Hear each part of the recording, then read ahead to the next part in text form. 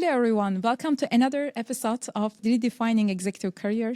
I'm your host, Serap Zel, founder of Uplift. And today we will be talking about different leadership journey and leadership experience from a very important guest. And actually has an incredible career. We'll talk more. And he inspired many others, not only in Middle East but beyond. Our guest is Alain Bejjani. Alain is the former CEO of Majid Futtaim, which is one of the region's most iconic business groups in the region. And during his 16-year career journey with the company, he started from legal counsel roles to the CEO role. And now Alain serves as an investor, board member, and advisor. And he's also the author of the book called Next, Leading Through the New Realities. And today we have a lot to talk. But welcome, Alain, to our podcast today. Thank you. Thank you for having me. Alain, let's start with your career, because I think your career is quite extraordinary. It's rare to see in today's world because people change jobs and companies quickly. So you started from legal counsel role to business development and the CEO role, and serving more than 500 million customers, right, across different markets, very complex markets as well. And I would like to start with the leading at this scale. So can you tell us a little bit about your leadership journey at that scale, especially the parts that people don't see from outside easily? Yes, sure. I mean, it's a very exciting business. As you kindly said, Majid Al Futtaim is a great company, and it's a company that actually has been bits and part of the region for so long. I mean, people have developed memories in Majid Al Futtaim places, in its malls and other experiences.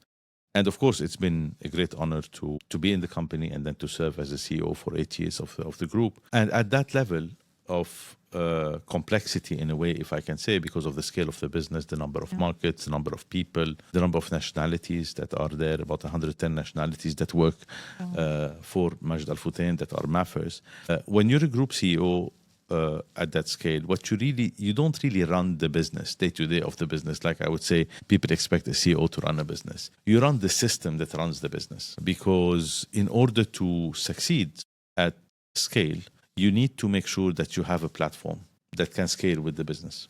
Mm-hmm. So you cannot become a bottleneck. And whatever you do, when you have scale and multiple markets, you need to delegate, you need to make sure that you have systems that actually work. And I think the CEO role there is to do two things. One is to really understand and be able to detect distortion of reality. Because when you have scale, by the time things get to you, they get filtered and they land on your desk in the best possible way, which is not always a good thing. Sometimes it is a good thing. Sometimes it's not a good thing. And you have to prevent that. So having an eye for distortion is very important.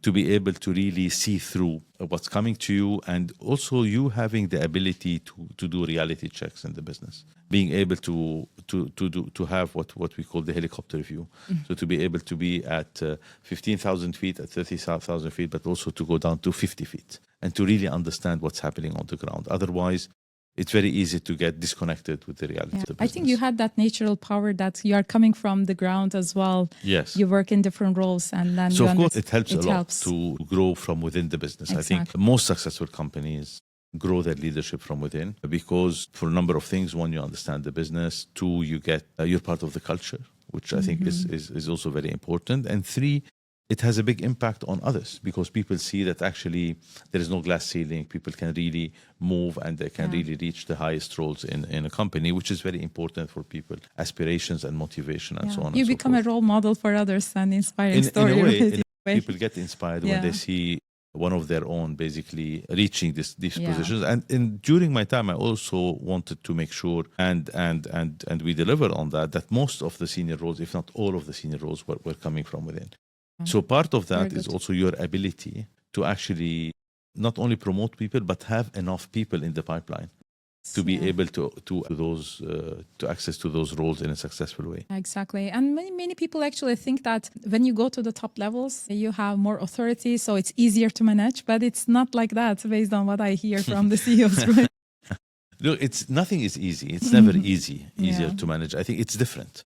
The complexities are different. I think when you are a CEO running a business at the coal phase of a business, the type of issues that you deal with are more operational. Yeah. And of course, you have to be able to, I would say, to put two together, one strategy, but also make sure that operation works. But most of the obstacles that you encounter are related to the day-to-day of the business. Yeah. When you have a structure beneath you and you are more of a group CEO in large complex organizations, the complexity is very different. For some people, it's more difficult. For some other people, it's easier. I don't think there is right or wrong there. It's more about what you are better prepared for. What is your nature? What do you like? Some people are naturally, they enjoy being more operational, and some people enjoy being more strategic. So I would say some people are made to be great operators, and other people are made to actually lead complexity. Different leadership styles. Different leadership, I would say.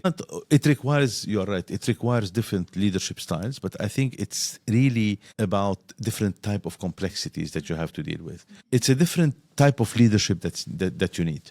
You know, when you are at the at this complexity level, the type of leadership that you need is different than the one that you need to actually operate a business or run a business there. And I think great operators are not always great group CEOs, and great group CEOs are certainly not always great operators. So it's just different. Yeah, no, it's great to see different perspectives and from different scale levels as well. And of course, we are in Middle East, Alain, and Middle East has always geographical challenges and geopolitical tension. We had recent one, but also in the past we had many. But at the same time, AI is coming and reshaping all the industries overnight. And also markets are becoming more unpredictable with these factors, but other factors affecting as well. So there's always something going on as a challenge. So can you tell us your experience in this region as a senior leader? Like, how did you manage all these challenges while you are running a successful business? Because lots of uncertainty and the pressure, I guess, you had. Yes. I mean, the region is very well anchored in two things. One is uncertainty and two is volatility. And I've had my fair share of both. And as you mentioned, now we're going through also times of high volatility and uncertainty as well. But also the region had a lot of pluses, you know. So these are emerging markets. I operated in 17 markets all the way from East Africa to Uzbekistan. And you see that the potential is big. I mean, we have a very young population that is very eager to actually consume. Also, of course, that wants to build the future. And when you are a business that actually provide people a lifestyle that is one global in nature, but also locally anchored in flavor, is something that people actually are looking for and people reward. So it is a very rewarding journey. This being said, the region has a lot to improve. And of course, you start by instability, for example, related to currencies. I mean, in most of the markets around us, currencies, volatility is something that is there. Yeah. It's primarily related to policies. And I think we need to do more. I think a lot of countries have been trying to improve on their policy frameworks, on their fiscal discipline and monetary policies, and with limited success, more or less, but not all of them have been as successful as they would like to be. You also have, of course, geopolitical instability that we are currently living and you have been living. And I would say that in good times, you have to prepare for bad times. This is how you actually drive resilience. Resilience is not something that you prepare for when you need it. Resilience is something that you prepare for during good times, so you can actually be resilient, and it reveals itself during difficult times. We've been through that through, say, the Arab Spring in different markets. We have seen how stakeholder management, stakeholder engagement is so important because it actually preserves the business. People feel that you are part of the local fabric, and they actually defend you rather than attack you. I would say when people are angry and unhappy about what's happening and so on and so forth. We've seen that during COVID, how financial discipline, strategic discipline is important, but also preparing for the future.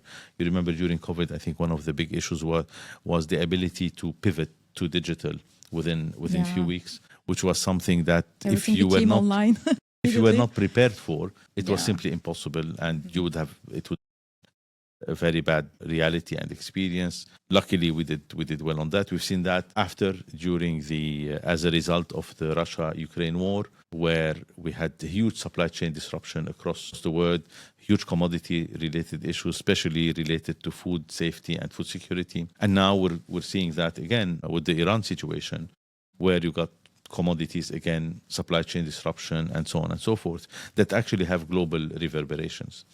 So these realities that you mentioned, whether it's volatility, whether it is AI that is coming, and actually, I don't think we can say disrupting, just reinventing a new word that we have to learn and we have to lead through, in addition to the sustainability problem and the talent issue. These are the four realities I write about in my book Next, that is now just came out on Amazon. And the reason why I do that is because leading until now was very different than leading moving forward.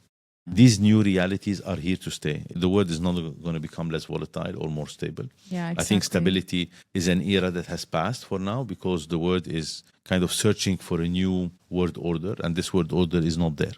It's not clear what this is going to be. AI has a huge impact on the way we live, on the way we work, on actually even the way we see life and understand life, because the way we go about it today is the result of the past. Yeah. But everything we know about the past is changing, whether it's health and healthcare, where we're going to have fantastic progress, whether it's longevity. I don't know if people know how to live until 140, 150, and what that means in terms of how you structure your life, the legal frameworks that you have around it, everything, and so on and so forth. How wealth goes from one generation to another. Now, each generation is going to be there for maybe 140, 150 years. So there is a lot of consequences to what's happening. And of course, our relationship to work, the future of work, is there going to be work at all? Or not anymore? Are we going to still be working in 5 years? We'll see how the things will. So exactly. It requires a lot from leaders that actually was not there before. And regarding the business books, actually, I remember 10, 15 years ago, the books were mostly about optimization, standardization, cost conscious, efficiency. Yeah. But the change was more like managing a project and change management, etc. Yes. But now every day is a change. Like things shifted quite a bit. I think that's why now the new leaders are looking for new ways to adapt this and understand this reality, new realities, as you mentioned. But your book, I think, is very on spot and very relevant to today's challenges. And congratulations, first of all. I know writing a book is not an easy thing, achievement. Yes, actually, it is not easy time. And I don't know if there'll be other books that will be written with AI coming. I think AI will write all the books. I'm not sure that people will need books. But how long did it take for you to It took me 18 months. 18 months. 18 months to finish writing the book, and about 6 to 7 months for the publishing process. But what I want to tell you, I think what you said is very important. I think you mentioned the word adaptability. I think one of the most important behavior traits going forward is adaptability. You're right that in the past, people were trained, and I would say people pride themselves about operational excellence, about efficiencies, about all of that, which I think they were very important. Now going forward, it's about continuous adaptability to a new world that we're not prepared to.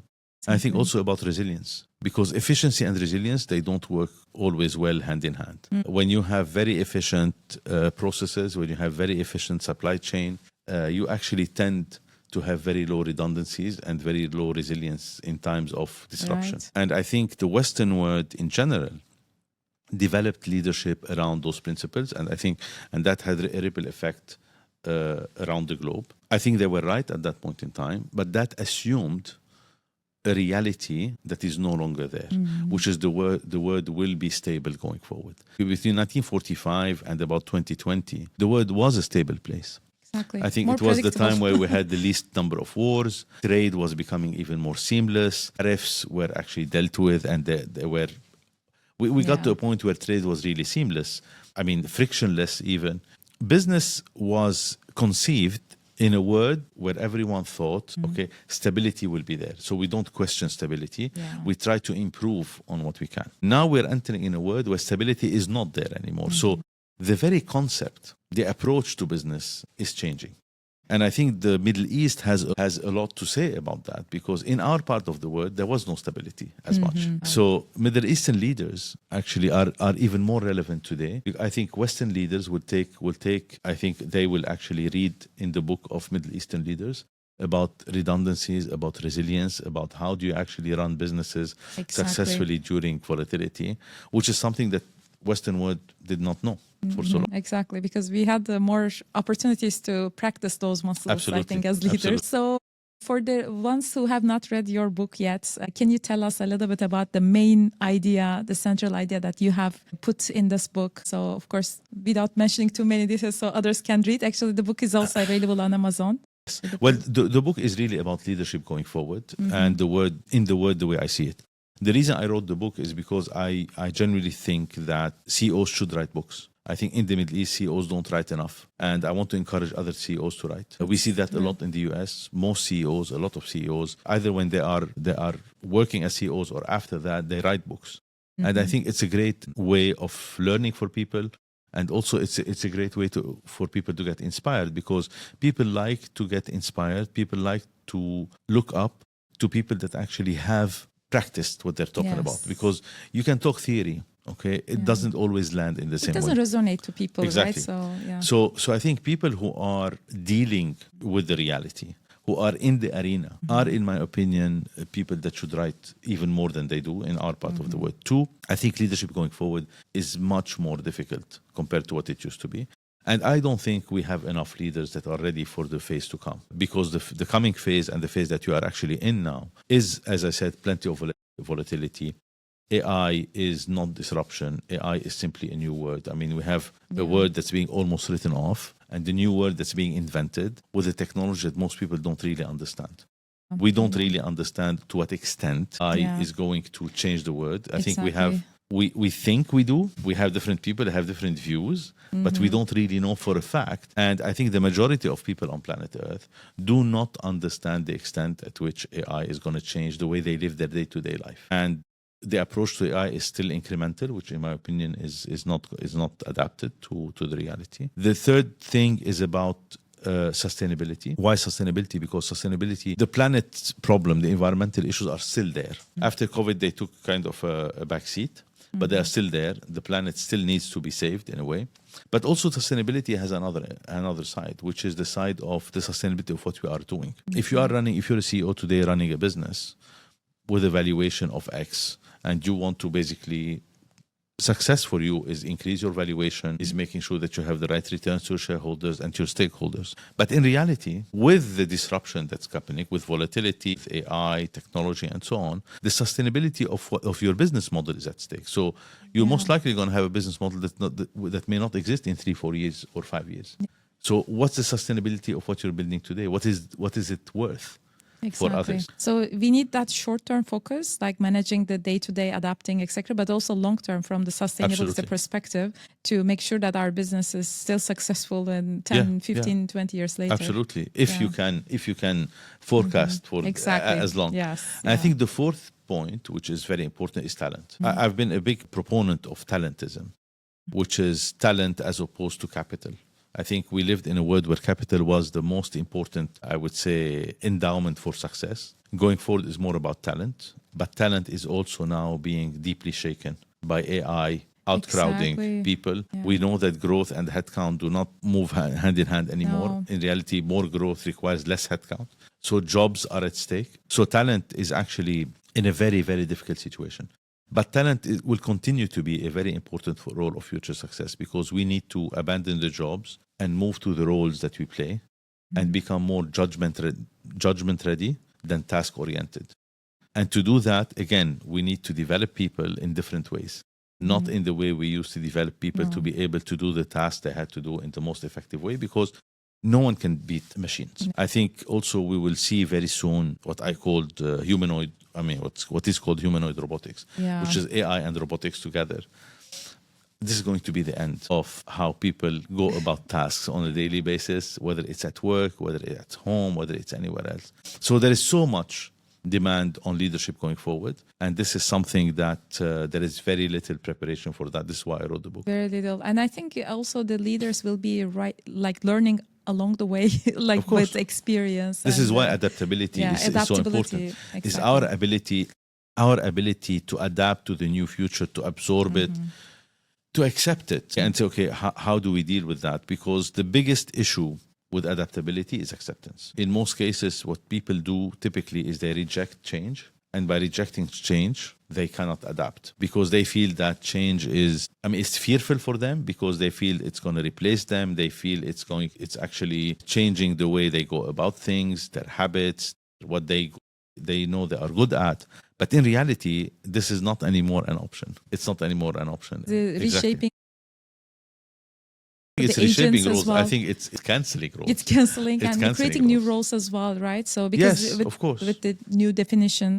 But I think the new roles are going to be nowhere near the number of roles that are going to be waived. So how do we adapt to this new reality? How do we embrace it? I think is going to be very important. That's why the fourth element, talent definitely is also very, very important from that sense. Yes, adapting to the new reality and also conceiving life differently. People today only think about life with work at the center, as the centerpiece of what you do during a lifetime. I think within a decade at best, maybe earlier, this is going to be gone. So people will have to, it's not anymore a matter of just work. It's a matter of how you go about life.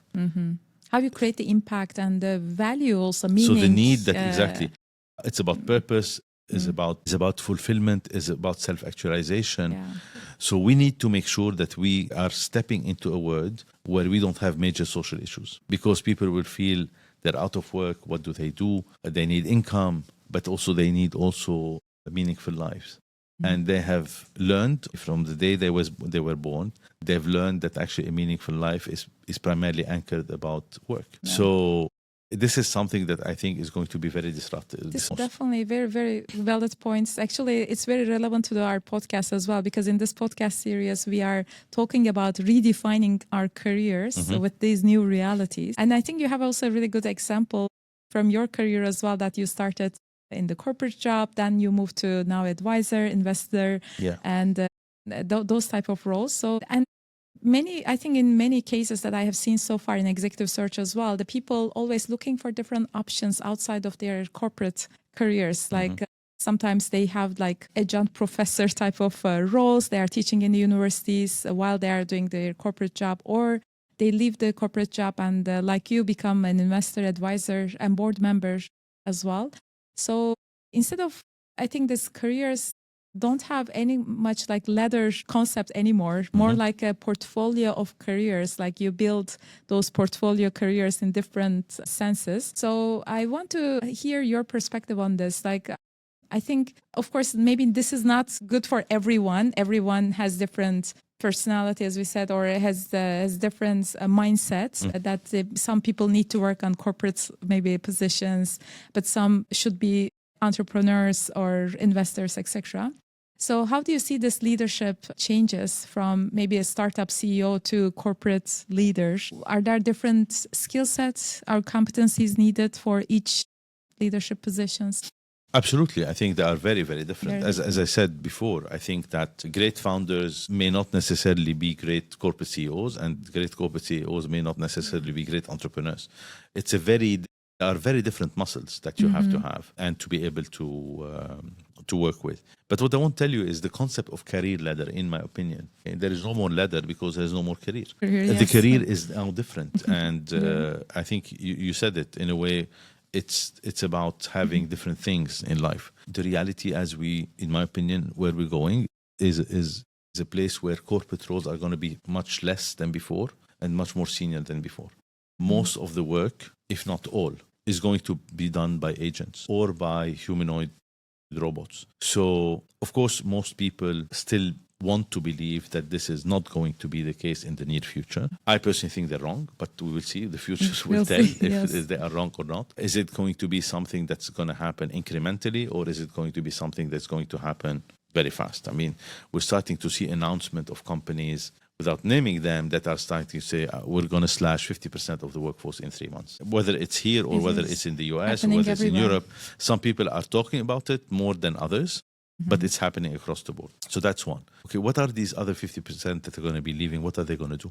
They're not going to be able to find roles elsewhere because everyone is shrinking. So the reality is people have to create new ways of fulfillment and new ways of revenue outside of the I would say, safe career path. Yeah. I think that you're going to see more entrepreneurs, that's for sure. I also think that we're going to see the cost of things is going to change because we're going to see more and more things that are available, I would say, at a fraction of the price that was there. But we also have a big decision to make at the policy level, which is saying, okay, how do we deal with people that are actually out of a job? Do you go to what was called the universal basic income? Yeah. Do you actually take the efficiency, the profit pools that will be generated by AI, and say some of them have to be reinvested in people, or should they simply flow to the bottom line like it has always happened and pay more dividends and don't care about the people that are there? So these are very big global policy issues that we will have to be dealing with, in my opinion, in the coming 24 to 36 months max. I don't see any part of the world that is ready for that yet. Some people talk about it, I talk about it, others talk about it, but there is still no proper, I would say, policy approach to it that is clear. I think this is a very important part of actually societal stability going forward. So life is changing. Now, it's a fantastic opportunity we have because we're going to benefit from that. We're going to live longer. We're going to live healthier. We're going to have fantastic opportunities that technology will allow us to do. We're going to have more time to have fun and to do stuff that we like. So it is a great plus. I think the biggest issue is people are not knowing what to expect. And this is where leaders are needed most and business leaders are needed most, because you need to actually guide people through this transition. And I agree with you. In the past, transformations used to happen once every 5 years, every whatever. Now transformation happen every day. And especially in the UAE as well, I think, as you mentioned, we'll see more those people who are maybe out of corporate jobs. They need to build something meaningful and also create revenue for them, of course. When I look at the LinkedIn, of course, we use LinkedIn quite a bit. And when I look at the data, especially in the UAE, in the last 1 year, the fastest growing job titles are founders, CEOs, and but mostly startup founders. And of course, the managing directors as well, which gives us a signal that I think the country is having more entrepreneurs maybe coming. And of course, the legislation also really helps. I mean, the visas and the company opening procedure, visas, etc. I mean, they are really helpful licenses. It's easy to get. I agree with you. I think the UAE is one of the best placed globally to deal with that. Right. I think we're seeing a lot of strategy and policy towards that, whether it is about how to embed AI, like with the decision of the UAE government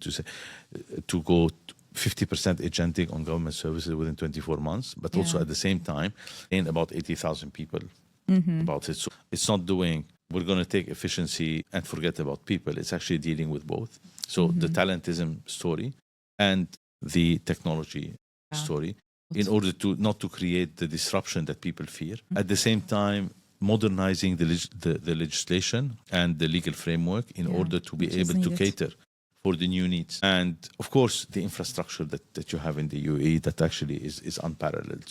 So luckily, I think Dubai and the UAE are very well placed compared to others. But at the end of the day, this issue is a global issue. It's a global issue. And of course, what the UAE is doing is a great example of also resilience. You prepare in good times, in order not to fall in bad times, or at least to actually show resilience when this happens. Exactly. We've seen it in the past 2-3 months. I think we're going to see it with how the UAE is handling this transition. And the UAE ambition is to lead in it. And I think it's one of the very few countries out the US and China, of course, in terms of leading on the technology itself. The UAE is actually leading as a role model of integration of technology and human integration together. So I think that's a fantastic prospect. Exactly. So we come to the end of the podcast. It's going very, very fast, but I would like to end with a forward-looking note from you, especially for the next generation of leaders. Yes. How can they get prepared for all these new realities and managing and leading and successfully with these new realities? What should they do? So look, I don't know of anyone currently that I've seen or heard that actually has a I would say a silver bullet or has a solution, because we're going into a world that is unclear to most of us. But my suggestion and what I believe in is adaptability. When you are going into a world where you don't know what to expect, you have to do two things. Be open-minded and curious and learn. And two, be as adaptable as you can be, because you don't know what to expect. And it's like when you raise your kids. When you raise your kids, you don't know what life will bring to them. Don't come with the manuals, right? They don't come with the manual, but also you don't know what life is going to have for them. So when you raise your kids, what do you teach them? You teach them principles. You teach them values. You teach them skills that are generic skills. But you don't know if they're going to be happy in love. You don't know if they're going to have happy marriages. You don't know if they're going to know how to raise their kids or if they're going to have kids or not. You don't know if they're going to be rich or poor. You don't know if they're going to be successful in business or not successful in business. Are they going to be great corporate leaders or are they going to be entrepreneurs? Are they going to love sports or not love sports? Are they going to lead a healthy life or not lead a healthy life? How life is going to be, you don't know. And you can't control them as well. But right? what do? You still raise your kids. You raise your kids by reverting to two things: principles and values. And principles and values give our kids, basically our future, the ability to deal with anything that will come. I think this is how we were raised. I'm sure this is how our parents were raised, and so on and so forth. So when you don't know what to expect, you go back to principles and values. And I think my advice to the younger generation is principles and values. One is adaptability, and two, be open-minded, curious, and open to learn, because life is going to change dramatically. When you are open-minded and you're willing to learn, you will understand that your sense of fulfillment has to take a different vehicle. It may not be anymore a career, a corporate career. It might be something else. It may not be going to work. It might be, I don't know, a form of art that you love. It might be sports. It might be learning something that actually matters to you. It might be doing something that is more civil or societal than commercial, or it might be actually being entrepreneurial. So whatever that may be, just throw yourself into it and be as adaptable as you can. And what will happen, we'll see. But I think the world needs better leaders that are more prepared going forward. And next is my kind of contribution towards that. Exactly. But I think it was a really nice last note on this. So adaptability and learning agility are really, really important. And of course, and I really recommend everyone to get your copy of book. And also I will get mine as well and start reading. But thank you so much coming and joining us today. I think it was very insightful. I learned a lot as well from this conversation. Thank you very much. It's been a pleasure. Thank you for having me. Yeah. Thanks. And thanks to our listeners as well for listening to us. And of course, if you would like to share with others and to inspire them, please feel free. And until next time, keep redefining your career. Thank you.